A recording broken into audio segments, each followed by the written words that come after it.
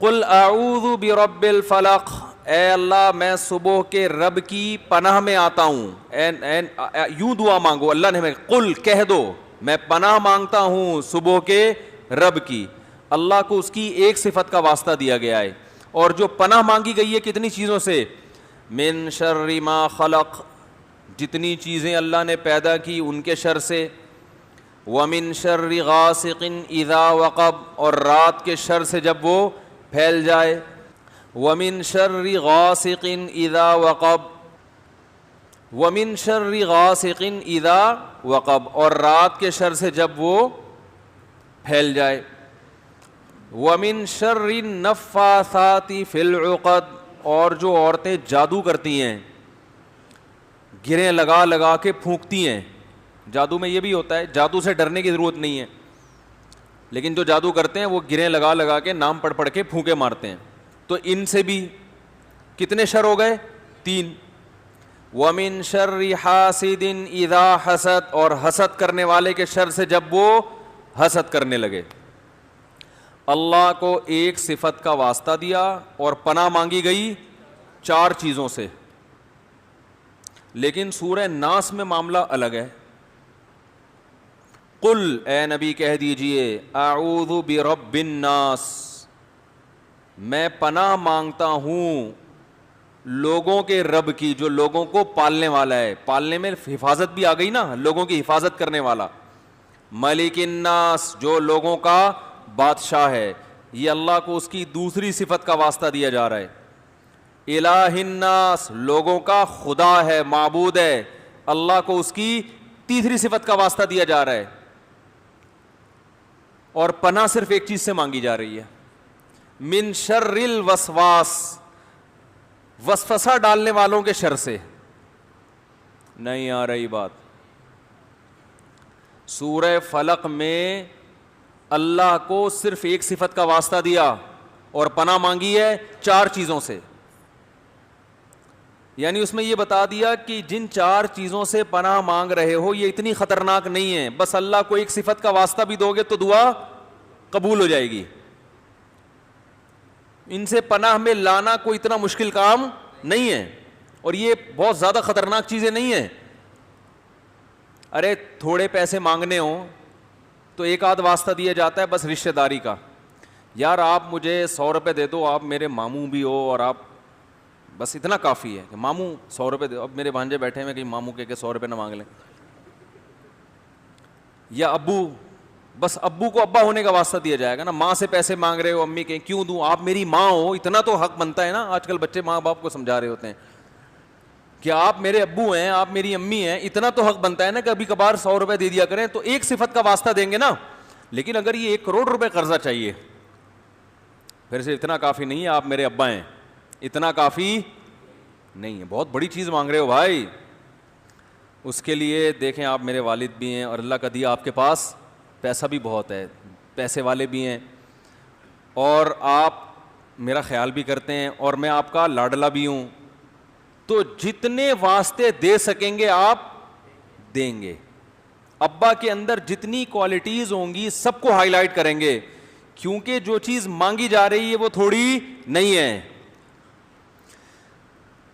سورہ فلق میں اللہ نے بتا دیا کہ مجھے میری ایک صفت کا واسطہ دو، 4 چیزیں مانگ لو.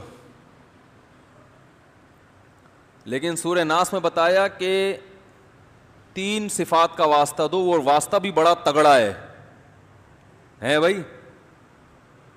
اللہ لوگوں کا معبود، لوگوں کا، لوگ میں تو ہم بھی داخل ہیں نا، لوگوں کا معبود، لوگوں کا مالک، لوگوں کا پالنے والا. یعنی صفات بھی تگڑی اور ان کی تعداد بھی زیادہ، اور پناہ صرف ایک چیز سے مانگی جا رہی ہے، وسوسہ ڈالنے والوں کے شر سے. اس سے پتہ چلا کہ آپ اللہ سے بہت بڑی چیز مانگ رہے ہو، کیونکہ یہ کمبخت وسوسہ ڈالنے والے جیسے بیڑا غرق کرتے ہیں، جادوگر ایسا بیڑا نہیں غرق کرتا، حسد کرنے والا ایسا بیڑا نہیں غرق کرتا، اور رات کی تاریکی ایسا بیڑا نہیں غرق. رات کی تاریکی میں تو انجن آئل لیک ہو گیا نا، یہ ہو جائے گا سانپ کاٹ لے گا، کوئی بہت زیادہ ہو گیا، جن چڑیل بھوت آ گیا. تو جن چڑیل بھوت سے کیا ہو جائے گا بھائی؟ جسم کا نقصان ہوگا نا زیادہ زیادہ, تو مرنا تو ویسے ہی ہے نا, مرے گا آخر میں بالآخر, تو ویسے نہیں مرے گا کیا ہے بھائی, صحت مند ہو کے بھی تو مر جائے گا, رزلٹ تو ایک ہی ہے. لیکن جو وسوسے ڈالنے والے لوگ ہیں نا, یہ آپ کے ایمان پہ ڈاکہ ڈالتے ہیں, آپ کا بیڑا غرق کر دیتے ہیں, آپ کا سکون برباد کر دیتے ہیں. جن چڑیل بھوت کا علاج ہو جاتا ہے, وسوسوں کا علاج جو حقیقی وسوسے ہیں. ایک وسوسے تو وہ ہوتے ہیں جو وہمیوں کو ہوتے ہیں, یہ تو ان کا دماغ کیا ہے, ڈاکٹر کو دکھانے کی ضرورت ہوتی ہے نا. ایک وسوسے وہ ہیں جو حقیقی معنوں میں کیا ہیں, اچھا بھلا اطمینان کی زندگی تھی, ایسی چیزیں جو 2 اور 2 4 کی طرح ثابت ہو چکی ہیں, ان میں کنفیوژن پیدا کر دینا. یعنی آپ کو سورج نظر آ رہا ہے کہ بھائی سورج ہے, دوپہر کے 12 بج رہے ہیں, لنچ کا ٹائم ہو چکا ہے, ایک بندہ آ کے تقریر کرتا ہے یہ سورج نہیں ہے, اور الٹی سیدھی بحث کرتے کرتے آپ کو کیا کر دے گا, وہ کنفیوز کر دے گا. آپ کو شک ہو جائے گا یار یا تو میں اندھا ہو گیا ہوں یا کیا مسئلہ ہے. پھر 2 4 اور اس کے ساتھ مل گئے, تو اب آپ اتنے کنفیوز ہو جاؤ گے کہ آپ کہو گے یار وہ جو دن کے 12 کی ڈیفینیشن کیا ہے اور رات کے 12 کی آپ کی پورا شیڈول آؤٹ ہو جائے گا نا. تھوڑے دنوں میں آپ دماغی توازن کھو بیٹھو گے.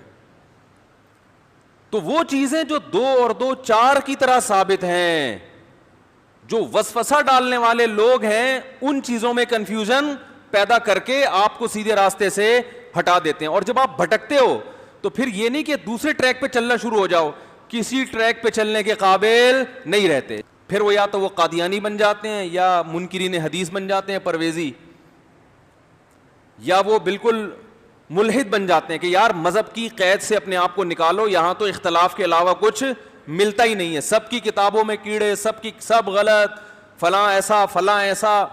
پھر تھوڑی دیر میں انسان کہتا ہے یہ اکیلا صحیح کیسے ہو سکتا ہے, نتیجہ یہ نکلتا ہے کہ یہاں سے بھی جاتا ہے. تو جو طے شدہ باتیں غامدی صاحب نے کیا, رجم پوری امت کا اجماع ہے کہ شادی شدہ مرد کو کیا کیا جائے گا, رجم. اس میں خام خام ایک نئی تقریر اور ایک بحث چھیڑ کر اس کو کیا بنا دیا, مشکوک, کہ اسلام میں رجم نہیں ہے. بیٹھے اب عامی آدمیوں کو تو پاس دلائل نہیں ہوتے نا, اس سے وہ رجم کا بھی عامی آدمی نے انکار کیا. اور جتنے بڑے بڑے فقہا محدثین جو اس کے قائل ہیں کہ شادی شدہ مرد جب زنا کرے گا تو پتھروں سے مار کے ہلاک کیا جائے گا, یہ شرعی سزا ہے, ان تمام علماء پر بھی اعتماد, بولو بھائی, ختم. منکرین حدیث کیا کرتے ہیں, ایسی ایسی باتیں نکال کے لاتے ہیں کہ آپ کا حدیث پر سے اعتماد ختم. لیبل لگاتے ہیں ہم صرف قرآن کو فالو کرتے ہیں, لیکن انجام یہ ہوتا ہے کہ آپ کا قرآن پر سے بھی اعتماد ختم. لیبل اچھے ہوتے ہیں.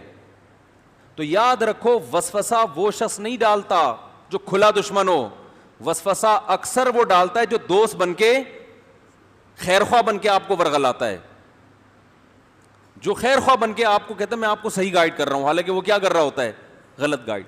تو اسی طرح یہ جو ایتھیس لوگ ہیں, ملحد, یہ لوگ بھی جو چیزیں 2 اور 2 4 کی طرح ثابت ہو چکی ہیں, ان چیزوں میں بحث چھیڑ کرنا لوگوں کو کس میں ڈال دیتے ہیں, وسوسے میں.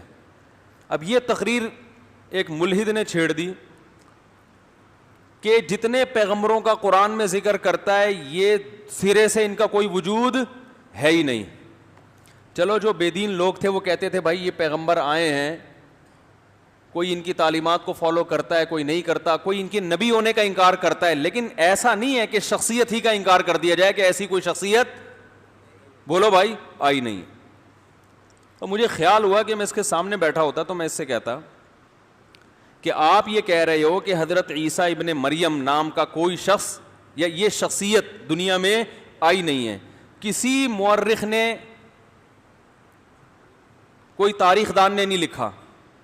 مجھے ایک بات بتاؤ, جتنی تاریخیں لکھی گئی ہیں ان میں ہسٹری کی جو ڈیٹ بیان کی جاتی ہے وہ تو حضرت عیسیٰ کی طرف منسوب کی جاتی ہے کہ نہیں کی جاتی؟ کوئی مورخ ایسا ہے جو ہجری یا عیسوی سال کے علاوہ کسی اور تاریخ سے بات کرتا ہو؟ کیا ہو گیا؟ تو یہ اللہ نے کتنا بڑا انتظام کیا ہے پیغمبروں کے وجود کی دلیل کے طور پر کہ انسانی زندگی پر پیغمبروں نے اتنا زبردست اثر ڈالا ہے کہ انسانوں نے جب بھی ہسٹری لکھی ہے پیغمبروں ہی کی کسی خاص واقعے سے اس کو شروع کرتے ہیں اور پیغمبروں ہی کے کسی خاص واقعے پہ اس کو ختم کرتے ہیں. اس کے بعد کوئی پاگل اٹھ کے یہ بولے کہ عیسی ابن مریم نام کا کوئی شخص گزرا ہی نہیں ہے تو خدا کی قسم یہ دنیا کا سب سے بڑا پاگل ہے, الو بنا رہا ہے آپ کو بیٹھ کے. یہ 2 اور 2 4 کی طرح جو باتیں ثابت ہیں نا ان کا انکار کر کے سوائے وسوسے ڈالنے کے اور کوئی کام نہیں کر رہا.